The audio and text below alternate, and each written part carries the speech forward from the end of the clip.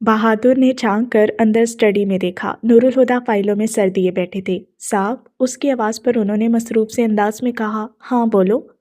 आपसे मिलने कोई बीबी आई हैं। उन्होंने हैरत से बहादुर को देखा। रात के 11 बजे कौन सी बीबी मुझसे मिलने आ गई, मैं क्या जानूं? वो खामखा शर्मा गया तो नूरुल हुदा झुंझला गए। तुमने नाम पूछा था? मरियम बता रही थी। एक पल तो उन्हें याद ही नहीं आया कि ये नाम कहाँ सुना है, फिर जब याद आया तो उछल पड़े। ओ माय गॉड, मरियम याजदानी, ये लड़की यहाँ क्या कर रही है? वो तो खुद कलामी कर रहे थे। जाकर उसे कह दो मैं उससे मिलना नहीं चाहता, वो रूट से लहजे में कहकर दोबारा फाइलों में उलझ गई। बहादुर जी साहब कहता ड्राइंग रूम में आ गया और नूरुल हुदा का पैगाम हर बाहर मरियम के कानों तक पहुंचा दिया। उसके तोतलमों पे लगी सर पे जाकर बुझी। मुझे अपने साहब के पास ले चलो, वो बिगड़े लहजे में बोली तो बहादुर मुनमुनाया। साहब आपसे मिलना नहीं चाहते। शट अप, वो हलक के बल चिल्लाई। मुझे अभी और इसी वक्त नूरुल हुदा के पास लेकर चलो वरना मैं तुम्हारा हशर कर दूंगी। बहादुर बेचारा तो उसकी ऊंची आवाज सुनकर ही डर गया। अपना हशर क्या करवाता? जी मैम साहब, कहकर वो अपने साथ लिए लाउंज में आया। फिर दूर से ही बेसमेंट में बनी स्टडी की तरफ इशारा किया। साहब वहां है। नूरुल हुदा ने डांट पक्की थी इसलिए जल्दी से कहकर गायब हो गया। वो शोला बार अंदाज में स्टडी में दाखिल हुई थी। नूरुल हुदा उसे देखकर हैरान रह गए मगर चेहरे से जाहिर नहीं होने दिया और कमर कुर्सी की पुष्ट से टिकाकर उसे देखने लगे जो चलती हुई उनके टेबल के पास आकर रुकी, फिर नॉन स्टॉप बोलती चली गई। तुम्हें किस चीज़ का गुरूर है नूरुल हुदा? चंद मुरब्बे ज़मीनों का जिन्हें मैं 100 बार खरीद कर फेंक सकती हूँ? तुम्हारे बिजनेस का जिसका सेटअप खड़ा किए तुम्हें 4 दिन नहीं हुए? या तुम्हारी पर्सनैलिटी का जिसे खास बनाने वाली भी मेरी नज़र है? तुम हो क्या? और तुम्हें ये सोचने की जुर्रत भी कैसे हुई कि तुम मेरी इंसल्ट कर सकते हो? उस दिन तो मैंने ये सोचकर नज़रअंदाज कर दिया था कि तुम शायद अपसेट हो, मगर आज जो तुमने किया उसकी तुम्हारे पास कोई वजाहत है? क्या लगा तुम्हें मरियम यस्तानी तुम पर मर मिटी है? मुझे तो तरस आया था तुम पर कि इतनी यंग एज में तुम काम के बोझ तले दबकर अकेले और डिप्रेस्ड हो गए हो। मैंने सोचा था तुम्हें अपने दोस्तों से मिलवाऊंगी, उनके साथ कुछ वक्त गुजार कर तुम रिलैक्स फील करोगे तो तुम्हारी डल लाइफ में कुछ एनर्जी आएगी। और तुम तेज लहजे में बोलते बोलते अचानक ही उसकी आंखों में आंसू आ गए जो अपनी बेइज्जती के एहसास से ज्यादा नूरुल हुदा की बेरुखी के लिए थे। फॉरगेट इट, बस एक पल को उसकी आवाज भर आई थी। फिर तनफ्फुर से कहकर वो मुड़ी और जितनी तेजी से आई थी उतनी तेजी से वापस चली गई। मुझे उसे रुलाना नहीं चाहिए था। उसकी आंखों में आंसू देकर इत्मीनान से उसकी सलवातें सुनते नूरुल हुदा झटके से सीधे हुए थे। फिर वो इतनी तेजी से निकल गई कि नूरुल हुदा को उसे रोकने का मौका भी नहीं मिला और अब वो बैठे अफसोस कर रहे थे। वो फितरी तौर पे बहुत केयरिंग इंसान थे मगर मलिहा के बाद उनकी इस आदत में खलल आ गया था। लेकिन वो मरियम से एक्सक्यूज भी करना चाहते थे। फिर भी झिझक के 2 दिन गुजर गए। मरियम उनसे कह तो आई थी कि उनके पास उनकी खातिर गई थी मगर उसे खुद भी एहसास था कि ये सच नहीं है और जो सच था वो उसे सोचकर खौफजदा थी। इसीलिए जब से उनके पास से आई थी मुंह सर लपेटे लेटी थी। मुलाजमा कई बार उसके कमरे के दरवाजे पर दस्तक दे चुकी थी मगर मरियम के कान में जूं तक नहीं रेंगी। आखिरी हरबे के तौर पर उसकी मम्मी दूसरी चाबी से दरवाज़ा खोलकर अंदर आ गई और बेड पर बैठकर उसका शाना हिलाते हुए आवाज़ें देने लगी। मरियम उठो, तुमसे कोई मिलने आया है। मगर आया कौन है? वो बदसतूर चिढ़ते हुए बोली। नाम तो बताया था उसने, बड़ा अलग सा है। क्या नाम था? उनकी बुड़बुड़ाहट पर मरियम को मजीद तैश आने लगा मगर जब्त किए बैठी रही। फिर उन्हें भी याद आ गया। हाँ, नूरुल हुदा है उसका नाम। व्हाट? वो उछल ही तो गई। मामा आई एम सो हैप्पी, वो उनसे लिपट कर बोली, फिर उनका गाल चूमकर बाहर भाग गई। ड्राइंग रूम के दरवाजे के बाहर उसे ब्रेक लग गए थे। नूरुल हुदा की रूटनेस को याद करके उसकी सारी खुशी काफूर हो गई मगर उनसे मिलना भी चाह रही थी। संजीदा सा चेहरा बनाए वो ड्राइंग रूम में दाखिल हुई तो नूरुल हुदा उसे देखकर अपनी जगह से खड़े हो गए। थैंक गॉड, वरना तो लग रहा था तुम मिलने के लिए मना कर दोगी। मैं तुम्हारी तरह बद इखलाक नहीं हूँ। उसके मुंह बना कर कहने पर नूरुल हुदा बेसाख्ता मुस्कुराई और कहा, हाँ वो वाकई बद इखलाकी थी और इसीलिए मैं तुम्हें सॉरी कहने आया हूँ। उसकी सूरत एकदम से रूहानसी हो गई और उसने गुस्से से मुंह फेर लिया। नूरुल हुदा उसे देखकर बोले, आई एम सॉरी। उसने तवज्जो नहीं दी। अच्छा बाबा ये लो, हाथ जोड़कर सॉरी कह रहा हूँ। उसे मानता न देकर उन्होंने अपने हाथ जोड़े तो बिल्कुल अचानक ही उन्हें वो पल याद आ गए जब खफा सी मलिहा उनके हार मानने पर भी नहीं मानी थी और उन्होंने हार कर उसके आगे हाथ जोड़ दिए थे। तुम जो रूठ जाओगी तो मेरे पास क्या रह जाएगा? अपना कहा जुमला याद करके उनके अंदर का खालीपन सवा हो गया था। ان کے ہاتھ بے دم ہو کر رہ گئے تھے۔ مریم نے ان کی طرف دیکھا، پھر ان کے چہرے پر پھیلے بنجر پن کو دیکھ کر پریشان ہوگی۔ کیا ہوا تمہیں؟ نور الہدا نے خالی آنکھوں سے اسے دیکھا تو وہ مسکرا دی۔ کم آن نور الہدا، میں مذاق کر رہی تھی۔ وہ آہستہ سے اٹھ کر دروازے کی طرف بڑھ گئے، مگر باہر نکل جانے کے بجائے وہ وہیں رکے۔ انہیں معلوم تھا اب آگے ان پر کیا بیتے گی۔ ان میں بگولوں کے طوفان اٹھیں گے اور وہ گلی کوچوں میں پٹکتے پھریں گے۔ پھر جب ملیحہ کی یادوں کے شکنجے میں جکڑے کسرے فاروقی لوٹیں گے تو ہمت جواب دے جائے گی، مگر پھر بھی ان کے قدم ان کی مرضی کے بغیر انہیں ملیحہ کے کمرے میں لے جائیں گے، وہ کمرہ جو نور الہدا کے زندہ وجود کا مقبرہ تھا۔ اور پھر خود پر اختیار کسے رہے گا؟ ہر پل کے ساتھ یادوں کے اندھے کنویں میں اترنا، ابھرنا اور پھر اترنا آسان نہیں ہوتا۔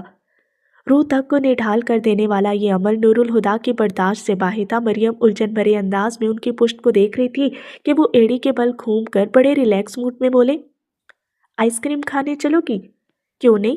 وہ جھٹ سے بولی، پھر کہا، لیکن میں ذرا چینج کر لوں۔ نور الہدا ملیحہ کی یادوں کو پل بھر کی مہلت نہیں دینا چاہتے تھے، فوراً بولے، کیا ضرورت ہے؟ ٹھیک ہی تو لگ رہی ہو۔ میں نے صبح سے کپڑے نہیں بدلے اور تمہیں ٹھیک لگ رہے ہیں۔ تم گاڑی میں چل کر بیٹھو، میں 5 منٹ میں آتی ہوں۔ رب سے ٹراؤزر ٹی شرٹ میں مریم ان کے پل پل بدلتے موڈ پر حیران زچ ہو کر بولی تھی، مگر وہ مصر رہے۔ کہا نا ضرورت نہیں، اور مجھے تو اس وقت تم بہت خوبصورت لگ رہی ہو۔ اوکے، وہ جھگڑا ختم کرنے کو بولی، لیکن شوز پہننے کی اجازت تو ملے گی نا؟ ایکچولی تمہارے آنے کا سن کر میں بیڈ روم سے ننگے پاؤں بھاگی چلی آئی تھی۔ اپنی جلد بازی کا اعتراف اس نے اتنی معصومیت سے کیا تھا کہ نور الہدا مسکرائے بغیر نہیں رہ سکے۔ مریم کافی باتونی قسم کی لڑکی تھی، مگر اس کی باتیں بھی بہت دلچسپ تھیں۔ نور الہدا اس کی کمپنی میں بہت انجوائے کر رہے تھے۔ آئس کریم کھا کر وہ ساحل سمندر پر نکل آئے اور دور تک گیلی ریت پر پیروں کے نشان بناتے چلتے چلے گئے۔ شام کے سائے ڈھلے تو انہیں وقت گزرنے کا احساس ہوا اور وہ پلٹ آئے۔ نور الہدا اسے ڈراپ کرنے آئے تو گاڑی اس کے گھر کے باہر روک دی، مگر وہ بیٹھی ہی رہی۔ کیا سوچ رہی ہو؟ اسے بیٹھے دیکھ کے نور الہدا نے پوچھا تو وہ دھیرے سے بولی، سوچ رہی ہوں کہ آج تم اگلی ملاقات کا وعدہ کرو گے یا نہیں؟ نہیں۔ اس ایک لفظ پر اس کا چہرہ دھواں ہو گیا اور اس نے فوراً دروازہ کھول کر اتر جانا چاہا، پر نور الہدا نے دروازے کے لاک پر ہاتھ رکھ کر اسے روک دیا۔ پوری بات تو سنتی جاؤ، وہ ڈپٹ کر بولے، پھر اسے دیکھ کر مسکرائے جو خفا خفا سی انہیں گھور رہی تھی، اور کہا، آج میں تم سے اگلی ملاقات کا وعدہ لینا چاہتا ہوں۔ اور مریم ایک دم سے ہنس پڑی اور پھر ہنستی ہی چلی گئی۔ باورچی خانے میں بیٹھ کر ناشتہ کرتے ہوئے مولوی صاحب مولانی جی سے کہہ رہے تھے، آج میں پیش امام کو کہہ دیا ہے کہ کل تڑکے ہی لاہور کے لیے نکل جاؤں گا، مگر ابھی تو دکان میں 2 ہفتے کا سامان موجود ہے، پھر لاہور کیا کرنے جائیں گے؟ وہ اچھمبے سے بولی تو مولوی عبدالخالق مسکراتے ہوئے گویا ہوئے، بھلی عورت، دکان کے سامان میں کہ میں نے بات ہی کب کی؟ میں تو ننھے میاں کے لیے لاہور جا رہا ہوں، خود ہی تو کہہ رہی تھی کہ اس کے لیے بستر لینا ہے، گرم کپڑے لینے ہیں اور بھی پتہ نہیں کیا کیا۔ خیر، جو بھی منگوانا ہے بتا دینا، میں لکھ کر لے جاؤں گا۔ عبداللہ خود فراموشی کی کیفیت سے تو باہر آ گیا تھا، پر ابھی تک اس کا دماغ غنودگی کے عالم میں تھا۔ کہیں کوئی تحریک ہوتی تو دماغ کا وہ حصہ جھٹکا لے کر چل پڑتا، مگر ان الگ الگ حصوں کا آپس میں کوئی ربط ضبط نہیں بن پایا تھا، اسی لیے اس کے ذہن پر دھند سی چھائی رہتی، لیکن دماغ بہرحال فعال ہو چکا تھا۔ ابھی بھی ان دونوں کی باتوں کو سن کر اس کے ذہن میں تحریک ہوئی تھی، بچے کا سامان خریدنے کے لیے پیسے کی ضرورت تھی، اور پیسہ کام کرنے سے آتا ہے۔ عبداللہ بچے کو اپنی ذمہ داری سمجھتا تھا، بلکہ یوں کہنا چاہیے کہ سوچنے سمجھنے کی ضرورت ہی نہیں پڑی، اور وہ اپنے آپ ہی عبداللہ کی ذمہ داری بن گیا۔ اب عبداللہ سوچ رہا تھا کہ اسے بچے کی ضروریات پوری کرنے کے لیے کام کرنا چاہیے، لیکن اس نے مولوی صاحب سے اس بات کا ذکر نہیں کیا، بلکہ وہ تو کسی سے بھی کسی بات کا ذکر نہیں کرتا تھا۔ ایک جامد چپ کی مہر اس کے ہونٹوں پر لگی تھی، اور شاذ و نادر ہی اس کی زبان سے کوئی لفظ ادا ہوتا تھا۔ حالانکہ دیوانگی کے عالم میں تو وہ بہت بڑبڑاتا تھا، مگر فرزانگی نے اس کی آواز گھونٹ تھی۔ ناشتہ کر کے اس نے ہینڈ پمپ پر جا کر ہاتھ دھوئے اور خشک کیے بغیر باہر چلا گیا کہ 2 دن تو آرام سے بیٹھا رہا، آج پھر نکل گیا ہے۔ مولانی جی اسے جاتا دیکھ کر پریشان ہوتی مولوی صاحب سے بولی تو وہ انہیں تسلی دیتے ہوئے بولے، فکر کیوں کرتی ہے، وہ تجھے اور مجھے تو چھوڑ کر جا سکتا ہے، پر اسے چھوڑ کر نہیں جائے گا۔ بولتے میں انہوں نے بچے کی طرف اشارہ کیا، پھر اللہ اکبر کہتے گھٹنوں پر ہاتھ رکھ کر کھڑے ہو گئے۔ عبداللہ سر چکائے پیروں میں دیکھتا ہاتھ پشت پر باندھے چلتا چلا جا رہا تھا، مگر اس کے دماغ کی سوئی ایک جگہ پر ہی اٹک گئی تھی۔ اس نے یہ تو سوچ لیا تھا کہ اب کام کرے گا، لیکن سمجھ نہیں آ رہا تھا کہ کون سا کام کرے۔ وہ سوچتے سوچتے تھک گیا تو ایک مکان کے آگے بنی ڈیوڑی پر بیٹھ گیا۔ گلی میں کچھ بچے کنجے کھیل رہے تھے، وہ انہیں دیکھنے لگا۔ وہ بظاہر انہیں دیکھ رہا تھا پر اس کا دماغ کیا کیا جائے میں الجھا تھا۔ بچوں کو دیکھتے دیکھتے اس کی نظر اس شخص کی طرف اٹھ گئی جو سامنے والی دکان کے باہر زمین پر بیٹھا تھا، اور جب وہ لوہے کی دہکتی سلاخ کو سل پر رکھ کر ہولڈر سے پکڑے بھاری ہتھوڑے کے وار سے ضرب لگاتا تو چنگاریاں سی اڑنے لگتی۔ اسے وہ آتش بازی اتنی دلچسپ لگی کہ قریب سے دیکھنے کے لیے اٹھ کر لوہار کی دکان کی طرف چل پڑا۔ لوہار نے ہاتھ روک کر عبداللہ کو دیکھا جو اس کے مقابل بیٹھ رہا تھا۔ وہ 50 کے پیٹے میں تھا، مگر اوپر تک چڑھا رکھی آستینوں میں سے اس کے بازو کی طاقت کونتی محسوس ہو رہی تھی، اور جب وہ بولا تو اس کی آواز میں کڑکڑاتی ہوئی تھی۔ خیر ہو عبداللہ، آج تو پھر مٹر گشت شروع کر دیتی ہے۔ اس نے دھیرے سے نفی میں سر ہلایا اور پھر وہ کہا جو اس کے دماغ میں چل رہا تھا، اب کام کروں گا۔ اوئے کیڑا کام؟ کوئی بھی۔ اس نے کندھے اچکا دیے، پھر بولا تم جو کر رہے ہو وہ سکھا دو۔ عبداللہ کو سنجیدہ دیکھ کر لوہار بھی اب کچھ سنجیدہ ہوا۔ پہلا کدی اے کم کیتا ہے؟ وہ سوچ میں پڑ گیا، پھر کہا یاد نہیں، اور اس کے ساتھ ہی عبداللہ کے چہرے پر ایسے تاثرات ابھرے جیسے دماغ پر زور ڈال کر کچھ یاد کرنے کی کوشش کر رہا ہو۔ اسے پریشان ہوتا دیکھ کر لوہار جلدی سے بولا کوئی گل نہیں، میں سکھا دیاں گا۔ اس کے جملے پر وہ خود سے چونکا، پھر پہلے کی طرح ہی پرسکون ہو گیا، اور اس کے بعد لوہار اسے لوہا پگھلا کر کوٹنے کا طریقہ سمجھانے لگا۔ پھر جب اچھی طرح سمجھا چکا تو عبداللہ کو آزمائشی طور پر ایک کمان کے جیسی مڑی سلاخ پگھلا کر سیدھی کرنے کو دی۔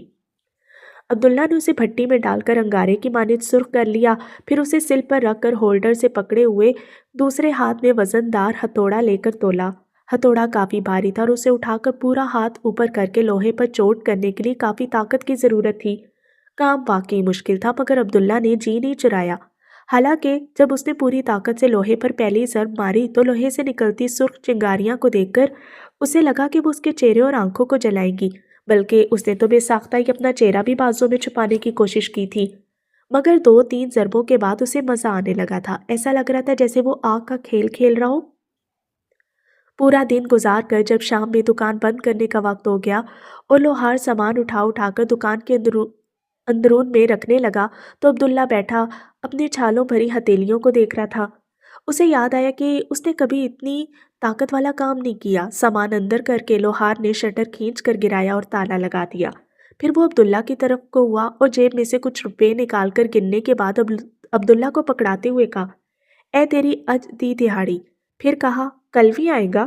عبداللہ نے کہا صبح ہی آ جاؤں گا، اور پیسے پکڑ کر گنے بغیر ہی جیب میں رکھ لیے۔ مغرب کی جماعت ہوئے بہت دیر ہو گئی تھی اور اب تو مولوی عبدالخالق بھی گھر آ گئے تھے جب عبداللہ لوٹا۔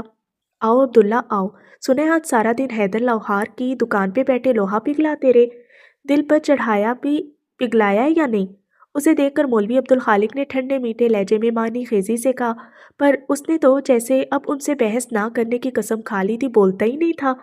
پر جب سے وہ چپ ہوا تھا مولوی صاحب بہت بولنے لگے تھے۔ ملانی جی ان کی معنی خیز مسکراہٹ پر دھیان دیے بغیر تیزی سے اٹھ کر عبداللہ کے پاس آئیں۔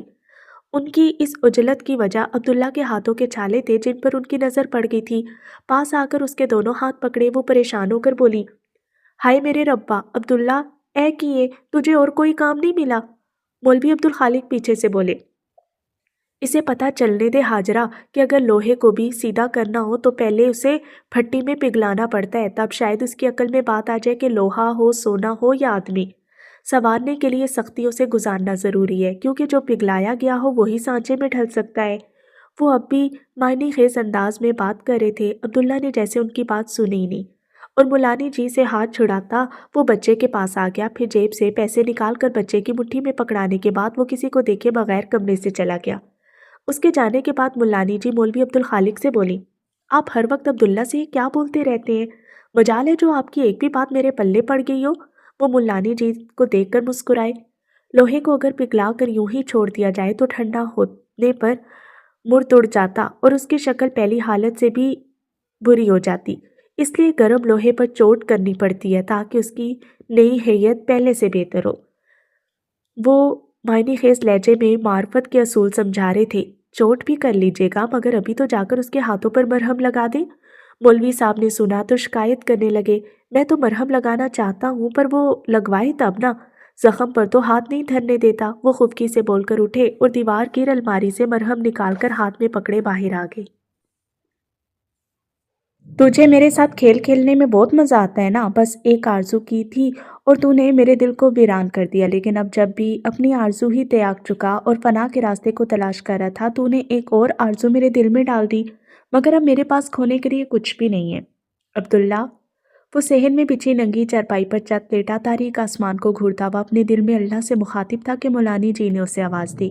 اس نے سر گھما کر ہینڈ پمپ پر برتن دھوتی مولانی جی کی طرف دیکھا، اسے اپنی طرف دیکھتا پا کر وہ بولی، تو کاکے کے پاس جا کر بیٹھ جا، مولوی صاحب تو کب کے نماز پڑھانے چلے گئے ہیں، وہ اندر اکیلا ہے، ڈر جائے گا۔ ان کی بات سن کر وہ اٹھا، چپل پہن کر اندر کی طرف بڑھ گیا، مگر دروازے پر پہنچ کر اس کے پیر جیسے زمین نے جکڑ لیے تھے۔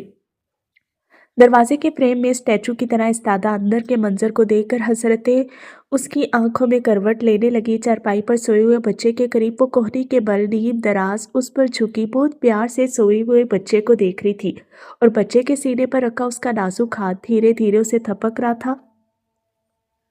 عبداللہ کی موجودگی کو محسوس کر کے اس نے سر گھما کر دروازے کی طرف دیکھا اور عبداللہ کو دیکھ کر اٹھ بیٹھی۔ اس نے مسکرا کر بچے کی طرف دیکھا، پھر عبداللہ کی طرف، جیسے کہہ رہی ہو آ گئے ہو تو اپنی امانت سنبھالو، اور ایک ادا سے زمین پر پیر رکھ کر بستر سے اٹھ گئی۔ پھر چھوٹے چھوٹے قدم اٹھاتی دروازے کی طرف بڑھی۔ اسے اپنی طرف آتے دیکھ کر عبداللہ کے چہرے پر ایسے تاثرات ابھرتے گئے جیسے اس کے ہر قدم کے ساتھ عبداللہ کی جان نکلتی جا رہی ہو۔ عبداللہ نے اس سے نظر ہٹاتے ہوئے نگاہ کو جھکا لیا۔ وہ چلتی ہوئی عبداللہ کے سامنے جا کھڑی ہوئی تھی۔ عبداللہ نے نگاہ نہیں اٹھائی، مگر اسے معلوم تھا کہ اس کے چہرے پر عبداللہ کو دیکھتے ہوئے فدا ہو جانے والی مسکراہٹ ہے۔ عبداللہ دروازے کے بیچوں بیچ کھڑا تھا، مگر چوڑے دروازے میں اتنی جگہ تو تھی کہ اس جیسی دبلی پتلی لڑکی ترچھی ہو کر اس کے برابر سے نکل جاتی۔ وہ کچھ سیکنڈ عبداللہ کا چہرہ دیکھتی رہی، پھر سمٹ کر اس کے سائڈ سے ہو کر نکل گئی۔ وہ اس کے اتنے پاس سے ہو کر گئی تھی کہ عبداللہ بآسانی اس کا ہاتھ تھام سکتا تھا۔ اس کے لباس کی سرسراہٹ نے عبداللہ کو مضطرب بھی کیا تھا، مگر وہ جانتا تھا کہ اگر اس نے ہاتھ بڑھایا تو دونوں کے درمیان وہ دوری کبھی نہ ختم ہونے والے فاصلوں میں بدل جائے گی۔ وہ چلی گئی تو بھی عبداللہ نے پلٹ کر اسے نہیں دیکھا، کیونکہ وہ جانتا تھا جسے پلٹ کر دیکھنا ہے وہ اب وہاں نہیں تھی۔ یہ کچھ پل عبداللہ کے لیے ویسے ہی تھے کہ کوئی اس کے جبڑے کے راستے ایک سلاخ اس کی کھوپڑی میں گھسا کر زور سے ہلائے کہ اس کا دماغ جھنجھنا اٹھے۔ اس کی آنکھوں سے بے آواز آنسو گرنے لگے۔ بچوں کے سبق پڑھنے کی آوازوں کے بیچ عبداللہ چٹائی پر بیٹھا ایک بچے کو سائنس کا مضمون سمجھا رہا تھا۔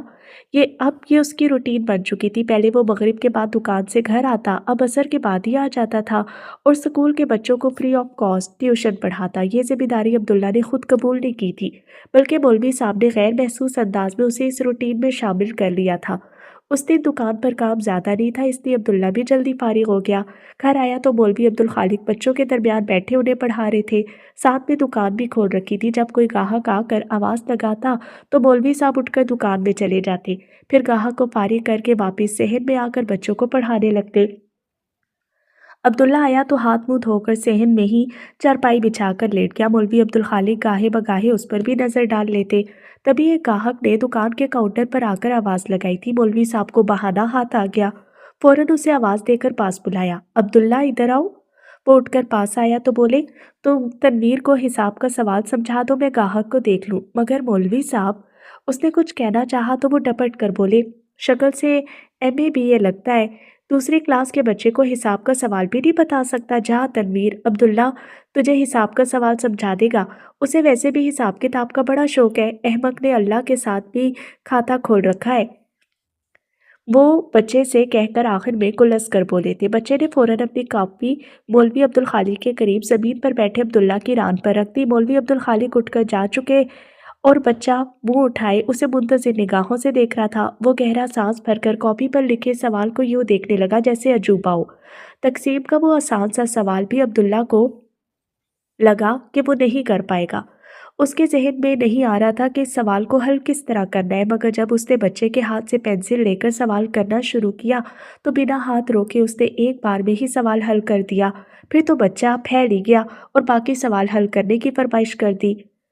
یہ سوال بھی حل کر دے ماسٹر جی، نہیں تو کل سکول میں مار پڑے گی۔ میں تمہیں طریقہ سمجھا دیتا ہوں، سوال تم خود حل کرو۔ वो कहकर बच्चे को समझाने लगा। फिर उसे फारिग किया तो दूसरे भी अपनी किताबें कॉपियां लेकर उससे सबक पूछने चले आए।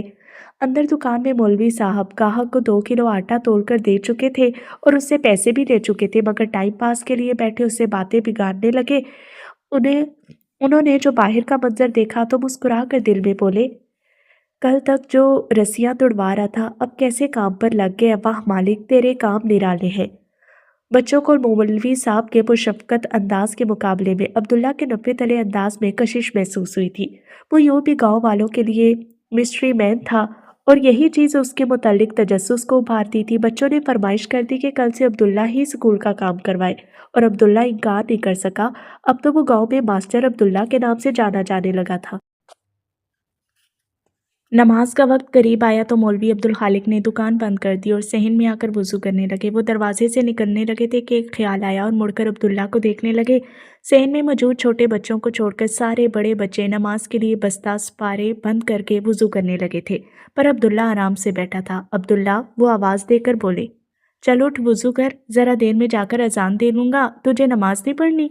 उनका ख्याल था कि अगर वो नमाज पढ़ने ना भी उठा तो भी चुप रहेगा। उसकी आंखें अचानक ही बहुत सुर्ख हो गई। उसने मौलवी साहब की तरफ देखा, फिर पथरीले लहजे में कहा, नहीं।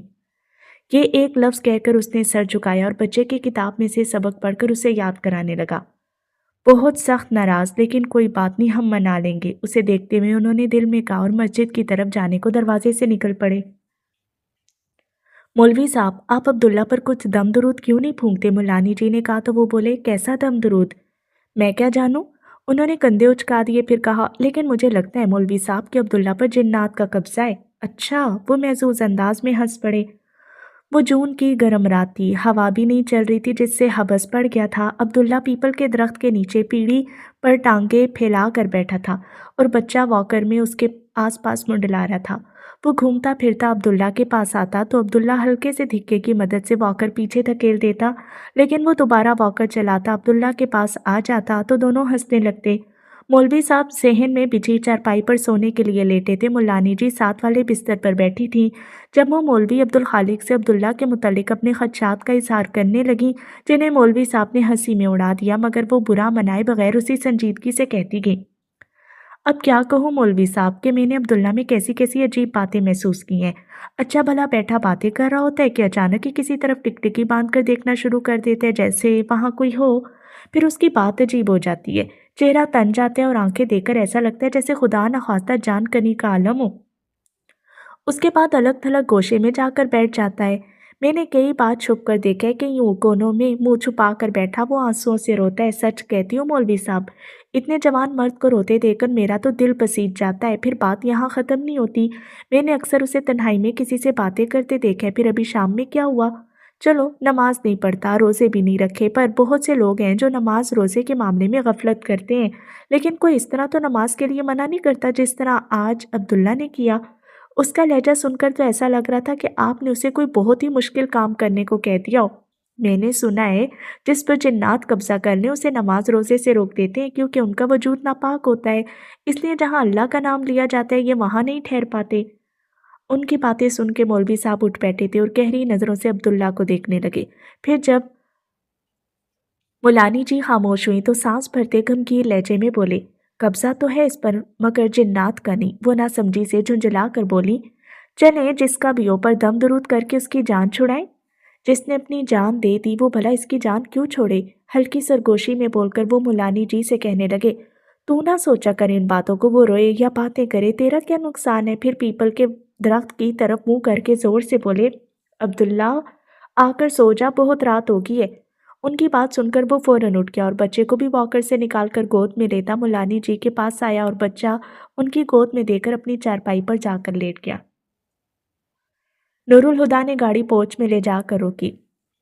फिर वो और मरियम साथ साथ चलते कसरे फारूकी में दाखिल हो गए। नूरुल हुदा उसे ड्राइंग रूम में बिठाने के बजाय लाउंज में ले आए। तुम बैठो, मैं बाबा जान को बुला कर लाता हूँ। उसे बिठाकर वो बाबा जान को बुलाने चले गए। कुछ देर बाद उनकी वापसी हुई तो मरियम उनके साथ गिरे बालों वाले सुर्खो सफ़ेद रंगत के बारोब शख्स को देखकर एहतरामन उठ खड़ी हुई, जिन्हें देखकर ही अंदाज़ा हो जाता था कि वो यकीनन फौजी रहे होंगे। सफ़ेद शलवार कुर्ते में मलबूस, उनके पैरों में काले रंग के सादा से चप्पल थे और आंखों पर सुनहरे फ्रेम वाला नज़र का चश्मा लगा रखा था। मरियम एक ही नज़र में उनसे मुतासिर हो गई थी। अस्सलाम वालेकुम अंकल। वो आम तौर पर हेलो से काम चलाती थी, पर उनकी शख्सियत का रौब था कि अदब से सलाम करके सर को ज़रा सा झुका दिया। बाबा जान ने उसके सर पर हाथ रखकर कहा, वालेकुम सलाम, बैठो। तीनों बैठ चुके तो मरियम ने कहा, मैं बता नहीं सकती अंकल कि आपसे मिलकर कितना अच्छा लग रहा है, पर साथ में अफसोस भी हो रहा है कि मैं आपसे पहले क्यों नहीं मिली। मगर गलती मेरी नहीं है, मैंने नूरुल हुदा से कई बार कहा था कि आपसे मिलवा दे, पर ये सुनता ही नहीं। और आज भी तो ये टाल मटोल ही कर रहा था, पर मैं ज़बरदस्ती से साथ लिए चली आई।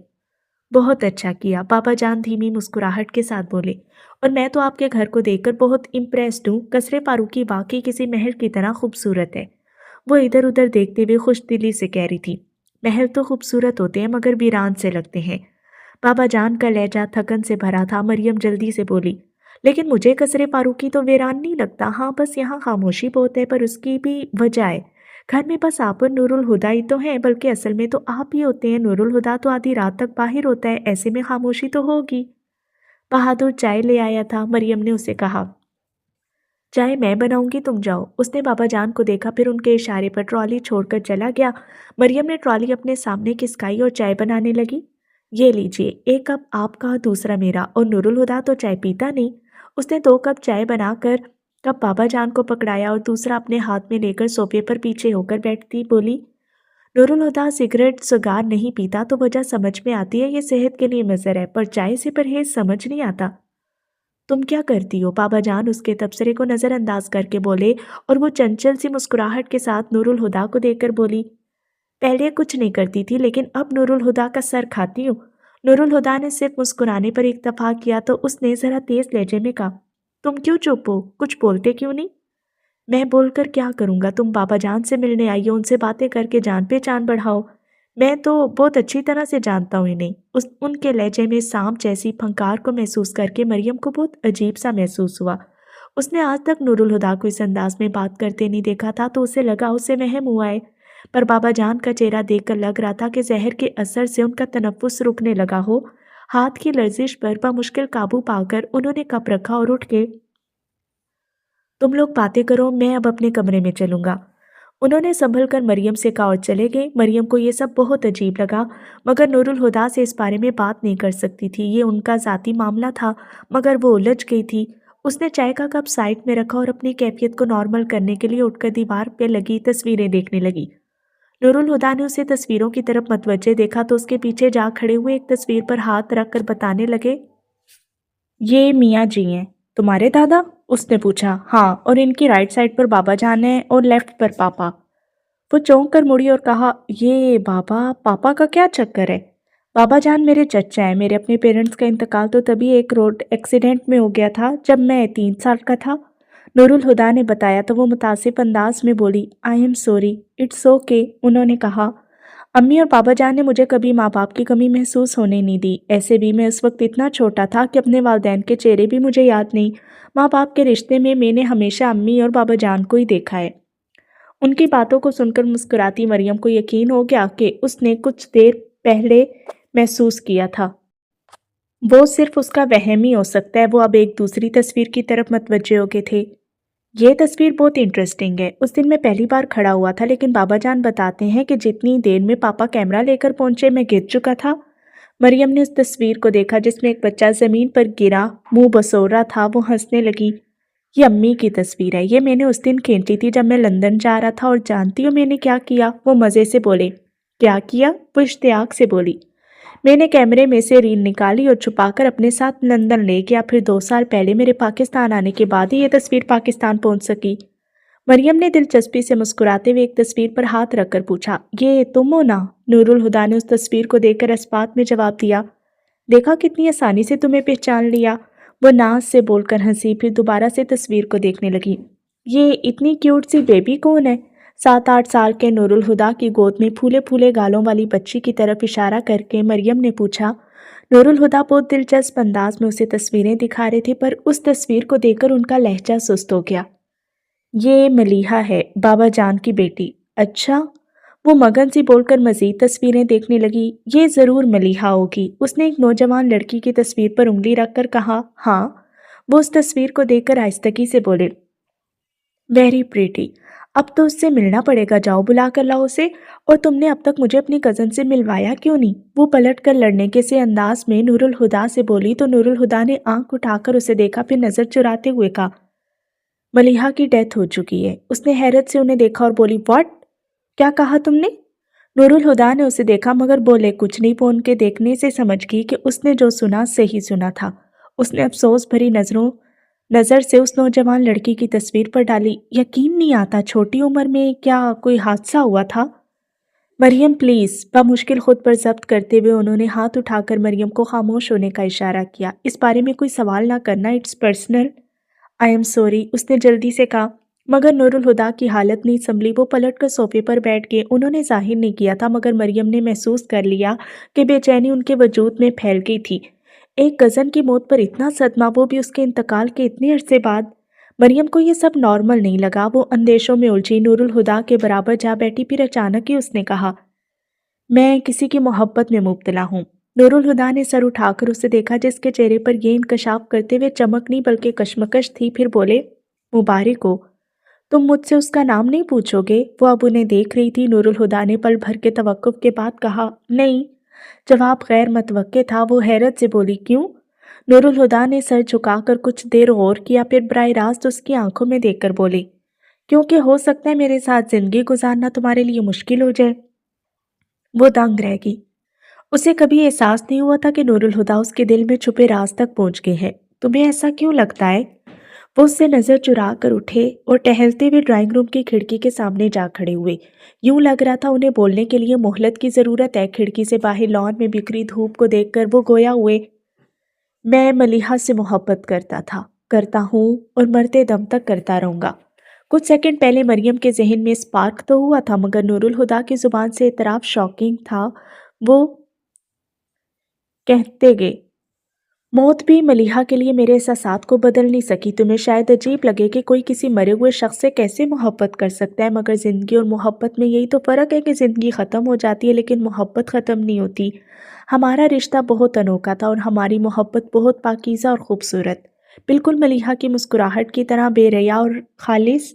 हमारे दरमियान पाने का नहीं देने का रिश्ता था और मलिहा को देने के लिए मेरे पास सबसे कीमती चीज़ मेरी मोहब्बत थी और मैंने अपनी मोहब्बत को उस पर बेदरीग लौटा दिया। मैं चाहता था कि मैं दुनिया भर की खुशियाँ उसके कदमों में डाल दूँ। अगर मेरी ज़िंदगी उसकी एक मुस्कान की कीमत होती तो मैं खड़े खड़े जान दे देता। दुनिया में सबसे ज़्यादा मुझे उसकी परवाह थी। मैं बस उसका ख्याल रखना चाहता था। दिल चाहता था कि उसे यूं हाथों में संभालूं जैसे वो छोटी सी बच्ची हो। उन्होंने बोलते हुए अपने दोनों हाथ इस तरह बाहम मिलाए जैसे उनमें कोई कीमती मगर नाजुक शय छुपा रखी हो। फिर वो अपने हाथों को अलग करके देखने लगे। मगर मैं उसे संभाल नहीं सका मरियम, शिकस्त खोर्दगी से कहकर उन्होंने अपने हाथ पैंट की जेबों में डाल लिए। फिर दूर लॉन में देखते हुए आजर्दगी से कहा, दुनिया में ऐसी कोई चीज़ नहीं जो इस अजियत का मुदावा कर सके। वो अब खामोश हो चुके थे, फिर भी रुख मोड़े खड़े थे। वो उस नमी को छुपाना चाहते थे जो उनकी आंखों में तैरने लगी थी। मरियम पथराई आंखों से उन्हें देख रही थी, जिनका अक्स उसकी आंखों की तैरकी में धुंधला गया था। चाहे जाने वाले शख्स की जुबान से किसी और के लिए चाहत का इतराफ सुनना नंगे पांव अंगारों पर चलने से ज्यादा कठिन है। मुझे हमेशा लगता था कि तुमने अपने दिल के गिर्द ऊंची ऊंची फसीलें तान रखी हैं। मैं चारों तरफ चक्कर काटती रहती पर अंदर जाने का रास्ता ही नहीं मिलता। अब समझ में आ रहा है तुम्हारे दिल के दरवाजे भला मुझ पर कैसे खुल सकते थे। वहां तो मलिहा पहले से ही मौजूद थी। वहां अब तुम भी आ चुकी हो। नूरुल हुदा ने पलट कर उसे देखते हुए कहा, जिसकी आंखों से टिप टिप आंसू गिरे थे, जिसे उन्हें पूछने का ख्याल तक नहीं आया। नूरुल हुदा के इस इंकशाफ पर खुश होने के बजाय उसने ऐसे उन्हें देखा जैसे तकलीफ कई गुना बढ़ गई हो। वो चलते हुए उसके करीब कालीन पर बैठे और उसके सर्द हाथों को अपने हाथों में लेकर कहने लगे, मेरे दिल के सब दरो दीवार तुम्हारे हैं। बस एक कोना मलिहा के नाम पर मखसूस है और हमेशा रहेगा। मैंने मलिहा से भी कुछ पाना नहीं चाहा मगर तुमसे दुनिया का हर सुख पाना चाहता हूँ। तुम्हारे साथ में दिल का सुकून पाना चाहता हूँ। बहुत गहरा जख्म लगा है दिल पर, लेकिन तुम हाथ रखोगी तो शायद कभी ये जख्म भर जाए। मोहब्बत करता हूँ तुमसे, लेकिन मुझे इस पर इख्तियार नहीं कि मलिहा से मोहब्बत ना करूँ।